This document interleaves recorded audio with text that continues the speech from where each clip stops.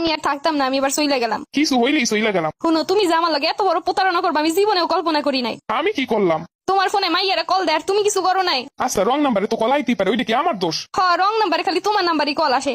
কই আমারও তো একটা মোবাইল আছে, আমারও তো 2টা সিম আছে, আমার ফোনে তো কোনোদিন কল আইলো না রং নাম্বারে। আচ্ছা, তুমি আগে দেখো নাম্বারটা কার কোন জায়গা দিয়ে দিছে, আমার সাথে কোনো সম্পর্ক আছে কিনা। এখন আর শাক দিয়ে মাছ ডাকা লাগবো না, যা বোঝার আমি বুঝা গেছি। তোমার সাথে অবশ্যই কোনো সম্পর্ক আছে। সি এত বড় অপবাদ তুমি আমার নামে দিতে পারলা? না যাই না শুনলে তুমি এইসব কথা কিন্তু ভুল বলতাছো। আমি সবকিছুতেই ভুল, এখন তো আমার ভুল হইবই। সমস্যা নাই, থাকো ভালো লইয়াই থাকো। আমি আজকেই চইলা যাইতেছি, আর কোনোদিন ফিরে পাবা না আমারে। তুমি চাঁদ খুঁজতে গিয়ে পুরো আকাশটাই হারাইলা। আচ্ছা, আমি কি করলে তুমি বিশ্বাস করবা যে এইগুলো সম্পর্কে আমি কিছুই জানি না? বিশ্বাসের তো কিছুই রাখো নাই, এখন আসতো আবার প্রমাণ করতে।